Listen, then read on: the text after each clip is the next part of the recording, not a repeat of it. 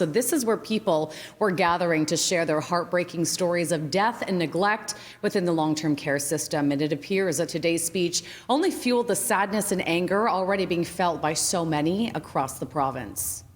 This poor woman, I was kept away from her for 169 days of the last year of her life, when we screamed and we cried like caged, bloody animals trying to save our parents.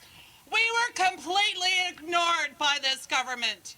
Emotions were raw here on the doorstep of Queen's Park, where dozens gathered holding pictures of their loved ones. I could see him going without food. I could see him crying for water. We called and called, nobody came and got him. So eventually we had to call 911 on a long-term care home to get somebody come and pick him up and put him back in bed. This was one of 16 protests held in cities across the province today that were meant to coincide with the opening of the legislature after an extended shutdown.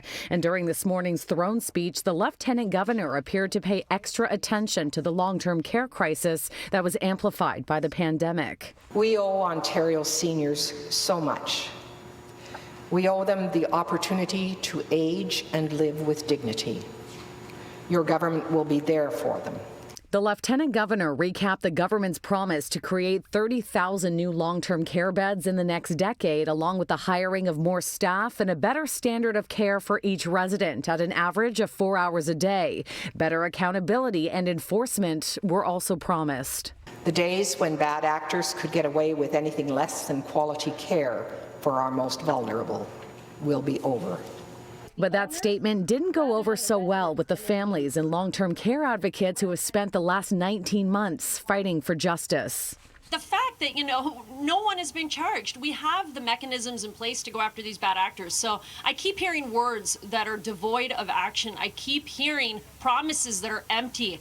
Nearly 4,000 long-term care residents have died since the pandemic began. During the first wave, the military was called in to help 7 nursing homes, and the report that followed described the conditions as heartbreaking and horrifying. Residents were living with cockroaches and being left in soiled diapers for days, and the military reported 24 residents died from dehydration at one Toronto nursing home before help arrived.